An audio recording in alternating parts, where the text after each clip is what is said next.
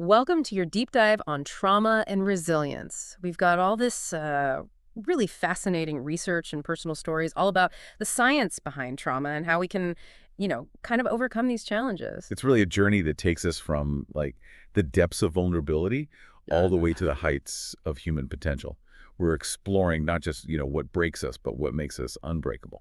I love that. And you know me, I'm always ready for a good challenge when it comes to, understanding the complexities of the human mind. So let's just dive right in. One of the first things that really stood out to me from all these sources was the way they define trauma. I mean, it's not just about experiencing something bad, right? Yeah, it's definitely more nuanced than that. Trauma is really more about an experience or even like a whole series of experiences that just overwhelm our ability to cope. They leave us feeling powerless, and unsafe. It's not just about the event itself, but like the impact it has on our sense of self and the world around us. That makes a lot of sense. And it explains, I guess, why what might be traumatic for one person might not be for another. It's all about our individual capacity to process and integrate those experiences. Precisely. And that's why it's just so important to really get a good understanding of all the different types of trauma because they can present, unique challenges and opportunities for building resilience. For instance, you might have a single intense event, like let's say a car accident, which we call acute trauma. Oh yeah, that sudden shock, the feeling of being totally out of control, that can definitely leave a mark. Absolutely. But then you also have chronic trauma. This is the result of repeated exposure to a lot of distressing situations. You have Mhm. things like ongoing abuse, neglect, or even living in a war zone. It's that constant, like, drip, drip, drip of adversity that can really, like, just erode our sense of safety and well being over time. It's like the difference between, I don't know, a sudden earthquake and living on a fault line where the ground is constantly shifting under you. Yeah. Both can be devastating, but in different ways. That's a great analogy. And then you have complex trauma, which often involves multiple traumatic events, and many of these are interpersonal in nature. This could be, childhood abuse, domestic violence, or even witnessing violence in your community. So it's not just the magnitude of the event, but also the context and the relationships that are involved and how long the trauma lasts. All of that kind of shapes the impact, huh? Exactly. And what's fascinating is that no matter what type of trauma, we see similar patterns in how it affects us both physically and psychologically. One of the most common responses is what we call amygdala hijack. Okay, I've heard that term before, but honestly, it always sounds a bit dramatic to me. What's really going on in our brains when this hijack happens? Well, imagine your brain's alarm system, the amygdala, suddenly going haywire. It's like a smoke detector that won't stop going off, Yeah. even when there's no fire. Trauma can just make our amygdala so hypersensitive, and it triggers this intense fear response, even to things that seem really harmless. So it's like our brains get stuck in like a fight or flight mode, even when there's no real danger. Yeah, that's exactly what happens. And it explains why people who have experienced trauma might have really, exaggerated reactions to just everyday triggers, like a really loud noise or even a crowded room. It's like their amygdala is on high alert all the time and misinterpreting these cues as threats. Wow, that constant like hypervigilance, that has to be incredibly exhausting. I can only imagine how it would take a toll on someone's mental and physical health. Oh, it absolutely does. But it's not just the amygdala that's affected by this. Trauma can also actually impair how the prefrontal cortex works. That's the part of our brain that's, responsible for making rational decisions and regulating our emotions. So it's like trauma throws our brain's internal balance off, making it harder to like think clearly and then manage our emotions well. Precisely. And to make things even worse, trauma can lead to the hippocampus shrinking. That's a key part of the brain that's involved in memory and learning. Wait, hold on. Are you saying that trauma can actually shrink a part of our brain? That's kind of unsettling. Can those changes be reversed? That's a great question. And the good news is that our brains are incredibly adaptable. While trauma can, cause big changes, we also have the potential for healing and growth. But before we get into that, it's important to understand the full scope of trauma's impact. And for that, we need to talk about cortisol. Cortisol. That's the stress hormone, right? Yes, it is. And when we experience trauma, our bodies just go into survival mode. It floods our system with cortisol. Now, in the short term, this is helpful. It gives us the energy and focus we need to respond to the danger. But when stress becomes chronic, which it often does with trauma, that constant cortisol bath can actually start to harm our bodies. So we're not just talking about psychological impacts, but physical ones too, right? what kind of long-term health issues can come from this chronic stress response? We're talking about everything. Mm. Heart disease and diabetes, autoimmune disorders, even accelerated aging. Chronic stress takes a toll on every system in our bodies. That's incredible. It really shows how connected our minds and bodies are and how deeply trauma can affect us on every level. It's a powerful reminder that healing from trauma is not just about addressing our emotional wounds, but also about supporting our physical well-being as well. Well, this is a lot to unpack already, and I feel like we've only just scratched the surface.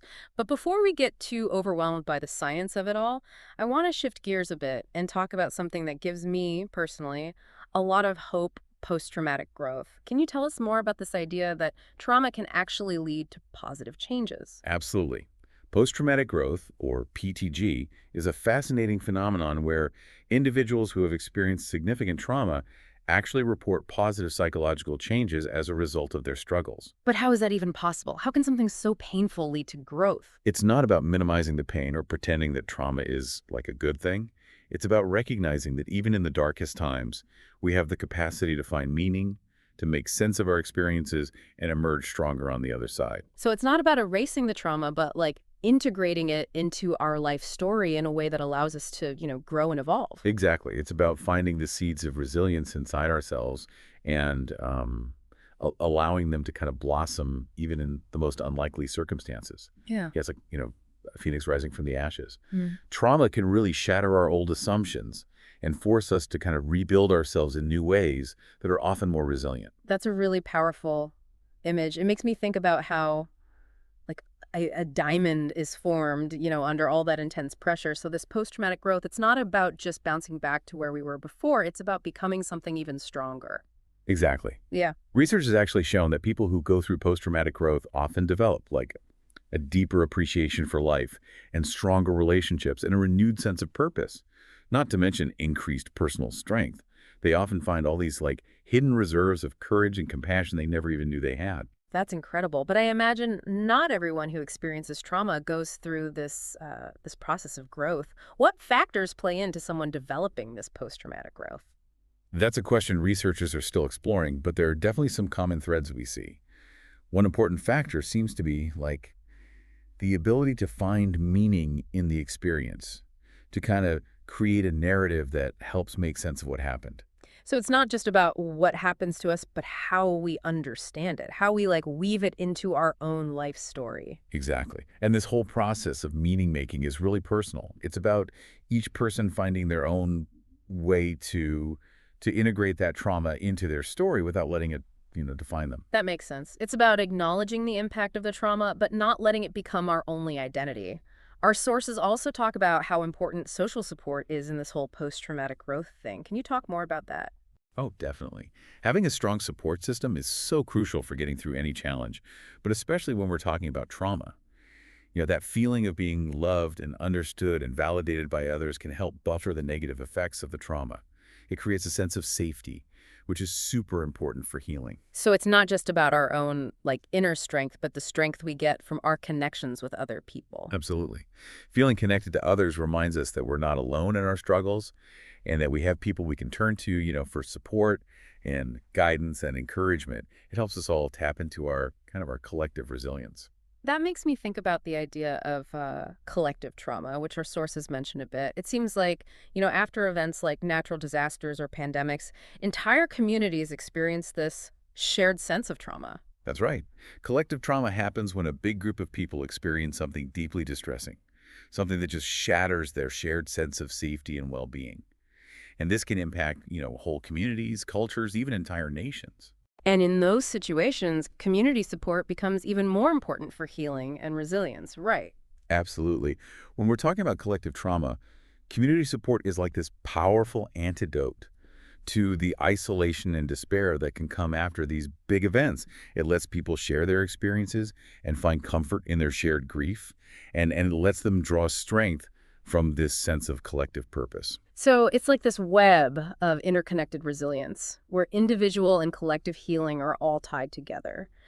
But kind of shifting gears a bit, I know our listeners probably thinking, okay, this is all fascinating, but what can I do to build up my own resilience? What do our sources say about that? Oh, there are tons of strategies out there, Yeah. ranging from professional help to just everyday things we can all do. Yeah. Let's start with therapy. It's important to remember that going to therapy isn't a sign of weakness. It's actually a powerful act of self-care. I think a lot of people still feel like there's a stigma around therapy, but it's so important to make it normal to ask for help when we need it. What kind of therapy might be good for someone who's dealing with trauma? There are a lot of different types, each with their own strengths. Cognitive behavioral therapy, CBT, focuses on identifying and changing those negative thought patterns that make us feel distressed. So it's about like breaking those thought loops that keep us stuck in fear and anxiety. Exactly. And then there's eye movement desensitization and reprocessing, or EMDR. It's specifically made to help people process traumatic memories so they're not as intense.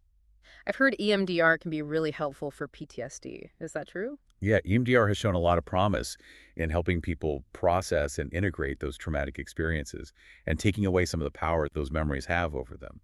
And of course, there's therapy specifically designed to address trauma, like trauma-focused cognitive behavioral therapy, TFCBT. So many options.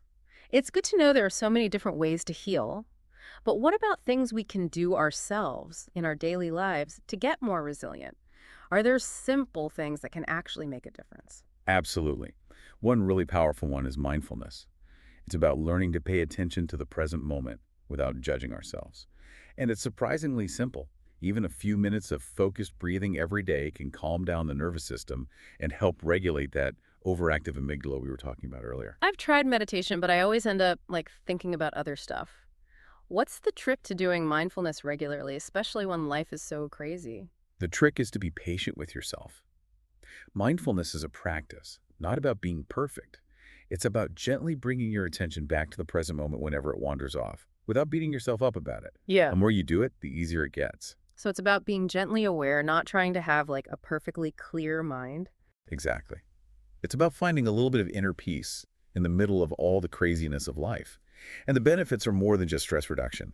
Studies have actually shown that mindfulness can make the hippocampus bigger, which helps reverse some of the damage from trauma. Wow, so being mindful can actually help our brains heal and grow. That's amazing. It is. And it's not just about our mental health. Physical activity is really important for building resilience too. I know exercise is good for our bodies, but how does it make us more resilient? What's the connection there? When we exercise, our bodies release endorphins, which make us feel better and help with pain. If you're physically active regularly, it can help regulate how we respond to stress, and it reduces anxiety, and can even make us sleep better. It's like a natural antidepressant and anti-anxiety med all in one. I'm definitely ready to get moving after that. Are there other everyday things you would suggest for building resilience? Journaling can be really therapeutic too.